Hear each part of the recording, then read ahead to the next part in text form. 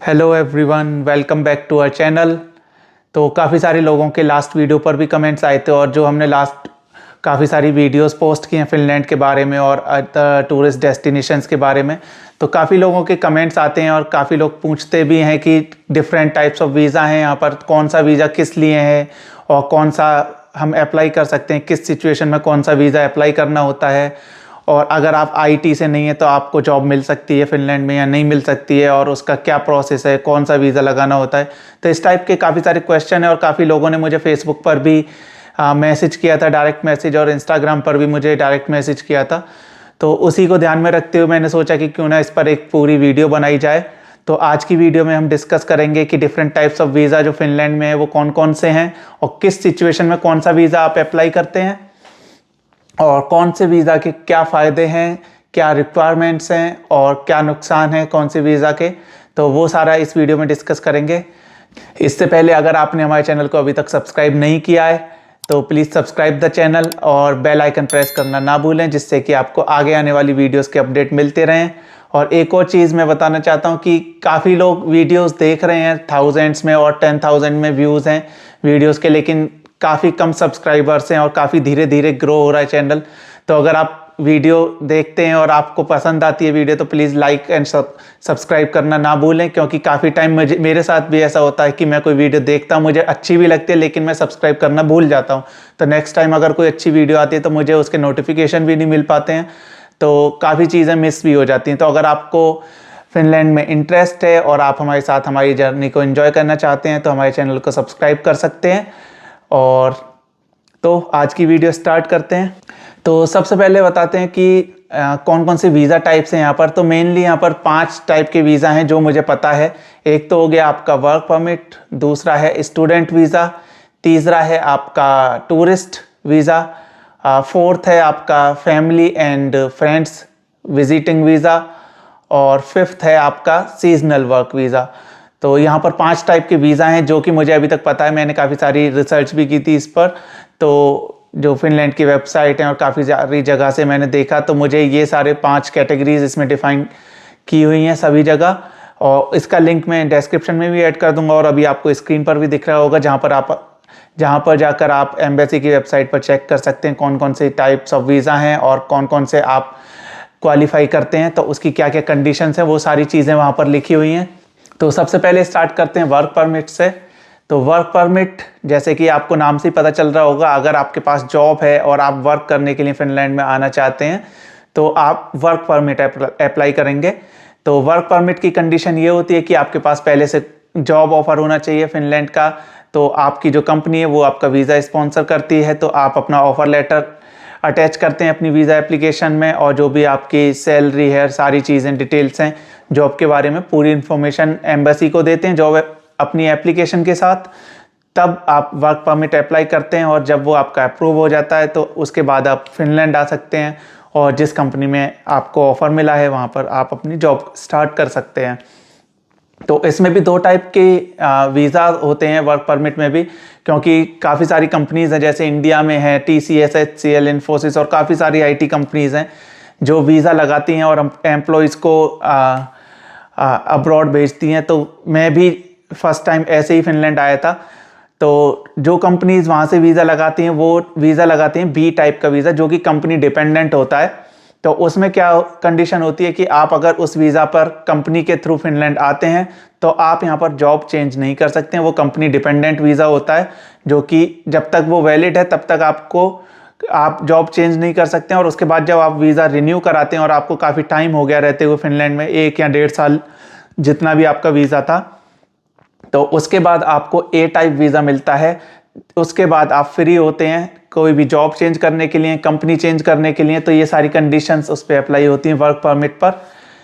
तो work permit की सबसे मेन कंडीशन यही है कि आपके पास जॉब ऑफर होना चाहिए, या फिर आपकी जो कंपनी इंडिया से भेज रही है उस केस में आपके पास B टाइप वीज़ा होगा और आप उसमें जॉब चेंज नहीं कर सकते। तो वो एक डिसएडवांटेज है B टाइप वीज़ा की। और उसके बाद आपको A टाइप वीज़ा मिलता है, तो उसमें आप फ्री हैं जॉब चेंज करने के लिए, आप अपनी कंपनी चेंज कर सकते हैं और आपको काफ़ी सारे बेनिफिट्स भी मिलने लगते हैं, आपकी स्पाउस को बेनिफिट्स मिलने लगते हैं, क्योंकि जब आपका वर्क परमिट A टाइप होता है तो आपकी स्पाउस का भी ए टाइप हो जाता है और उसमें उनको अनएम्प्लॉयमेंट अलाउंसेस और काफ़ी सारे जो कोर्सेज हैं वो ज्वाइन कर सकते हैं, और जो यहाँ की गवर्नमेंट है वो उनको आर्ली बेसिस पे करती है जो कोर्स ज्वाइन करने के लिए और ट्रेनिंग अटेंड करने के लिए।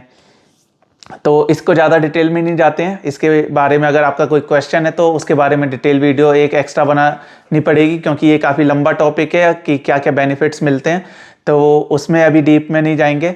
तो अगला वीज़ा टाइप डिस्कस करते हैं। दूसरा वीज़ा टाइप जो आता है मेनली यहाँ पर स्टूडेंट वीज़ा टाइप,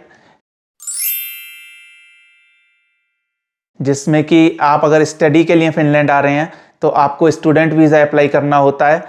तो उसमें भी अगर आपके पास एडमिशन आपको सीट अलॉट हुई है और आप स्टडी के लिए अलाउड हैं और आपको किसी यूनिवर्सिटी ने ऑफ़र किया है, तो आप अपना स्टूडेंट वीज़ा अप्लाई करेंगे, पेपर सबमिट करेंगे और आप फिनलैंड आ जाएंगे। लेकिन उसमें जो डिसएडवांटेज है कि जो स्टूडेंट वीज़ा है उसमें आप वर्क नहीं कर सकते हैं, I mean full time work नहीं कर सकते हैं, क्योंकि आप मेन पर्पज़ आपका स्टडी है।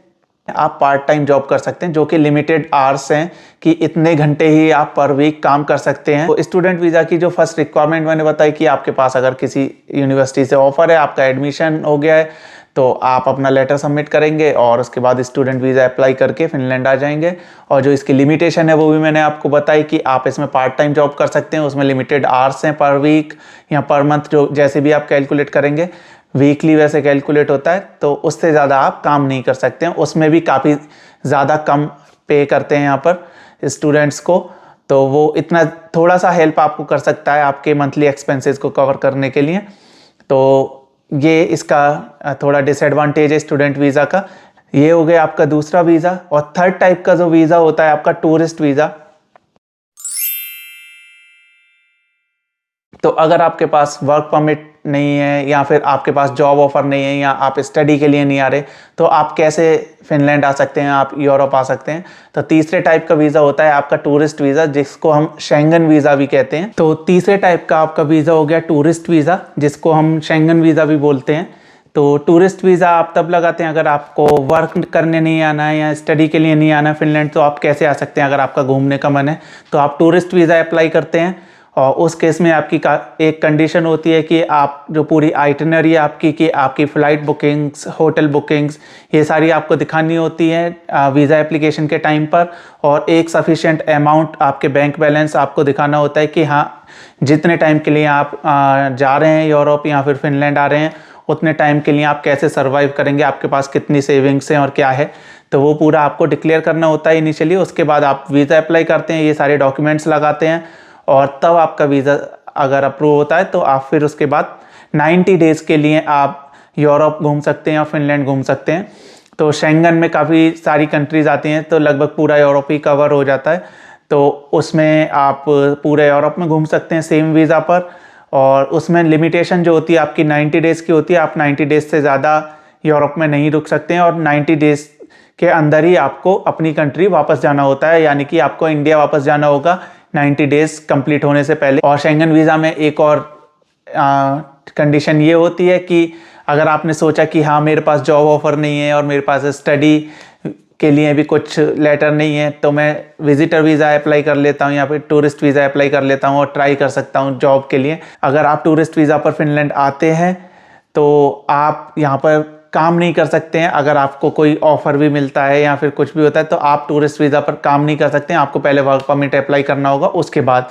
और जॉब सर्च तो आप कर ही नहीं सकते हैं। टूरिस्ट वीज़ा केवल आपके घूमने के लिए है कि अगर आप यूरोप घूमना चाहते हैं, फिनलैंड घूमना चाहते हैं, तो उस केस में आप टूरिस्ट वीज़ा अप्लाई करते हैं। अदरवाइज़ अगर आपको जॉब करनी है या स्टडी करनी है तो आप वर्क परमिट या स्टूडेंट वीज़ा अप्लाई करते हैं। तो ये हो गया आपका थर्ड टाइप वीज़ा।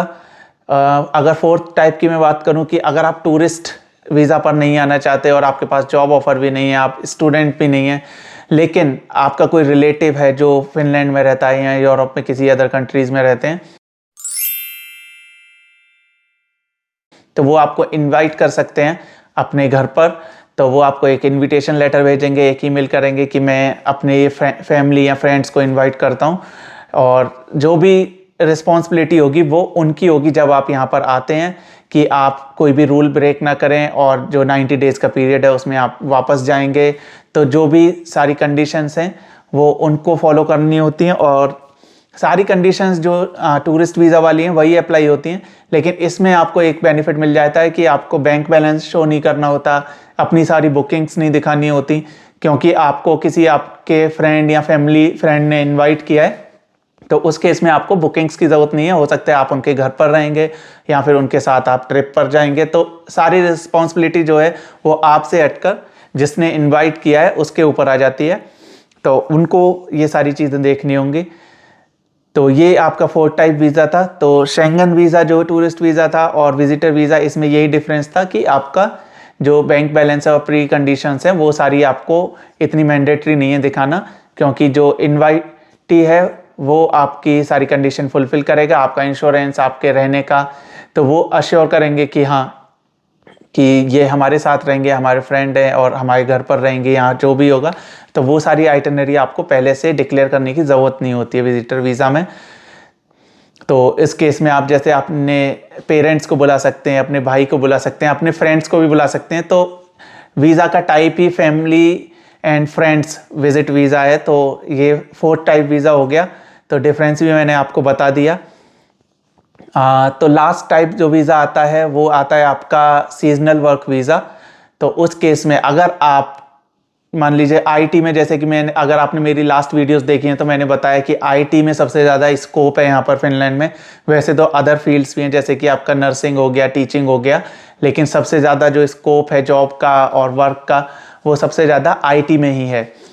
तो अगर आपके पास कोई जॉब ऑफर नहीं है या फिर आप स्टूडेंट नहीं हैं, आपके कोई फ्रेंड भी नहीं रहते हैं फिनलैंड में, और आप मतलब इतना सफिशिएंट अमाउंट भी नहीं है कि आप घूमने के लिए ही आएँ, और आप इंटरेस्टेड हैं कि हाँ मुझे वर्क करने के लिए फिनलैंड जाना है, तो उसके लिए उस केस में 5वें टाइप जो मैं अभी आपको बता रहा हूँ वो वीज़ा आप चेक कर सकते हैं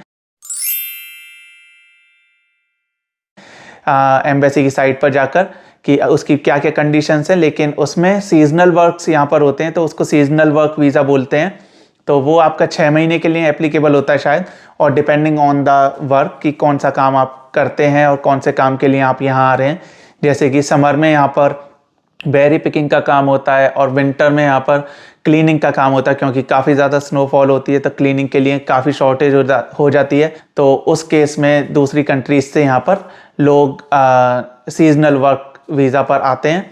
तो उसमें भी काफ़ी सारी कंडीशंस हैं और काफ़ी सारी एजेंसीज़ हैं जिनके थ्रू आप यहाँ आ सकते हैं सीजनल वर्क वीज़ा में। तो उसमें आपकी क्वालिफ़िकेशन और जो भी है वो सारा मैं वेबसाइट का लिंक आपको डिस्क्रिप्शन में डाल दूंगा, वहाँ जाकर आप चेक कर सकते हैं। तो अगर आप आईटी में नहीं हैं तो आप दुखी ना हो, क्योंकि आपके लिए भी एक ऑप्शन है जिसके थ्रू आप एटलीस्ट शुरुआत कर सकते हैं, और उसके बाद जब आप एक बार यहाँ पर आ जाते हैं आपको थोड़ा सा एक्सपीरियंस हो जाता है कि हाँ यहाँ कैसी चीज़ें वर्क करती हैं, तो आप और भी काफ़ी सारे ऑल्टरनेटिव्स हैं उनको ट्राई कर सकते हैं। तो ये 5 टाइप के वीज़ा थे यहाँ पर। पहला वर्क परमिट, दूसरा स्टूडेंट वीज़ा, तीसरा शेंगन वीज़ा जो कि टूरिस्ट वीज़ा है, 4th आपका हो गया family and friends visit visa, और 5th है आपका सीजनल वर्क वीज़ा।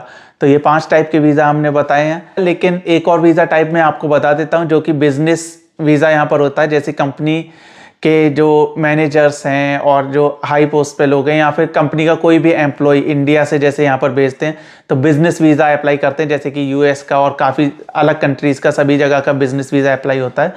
तो बिज़नेस वीज़ा भी कंपनीज अप्लाई करती हैं जो कि वर्क परमिट से डिफरेंट होता है और शॉर्ट टर्म के लिए होता है। तो उसमें भी कंडीशन यही होती है टूरिस्ट वीज़ा की तरह कि आप 90 डेज से ज़्यादा यहाँ पर काम नहीं कर सकते हैं। तो बिज़नेस वीज़ा में आप बिज़नेस पर्पज़ के लिए आते हैं, काम के लिए आते हैं, तो उसमें आप मीटिंग्स वगैरह और जो कॉन्फ्रेंसेस हैं वो सारी अटेंड कर सकते हैं।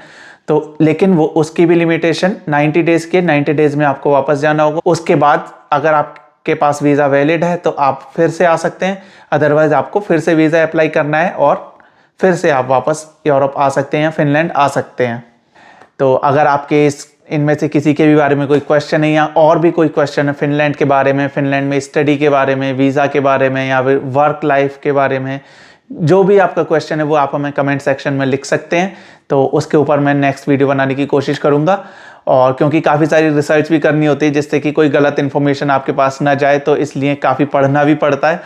तो अगर आप वीडियो अभी तक देख रहे हैं तो प्लीज़ सब्सक्राइब द चैनल और वीडियो को लाइक एंड शेयर करना ना भूलें। और मिलते हैं अगली वीडियो में, तब तक के लिए बाय बाय।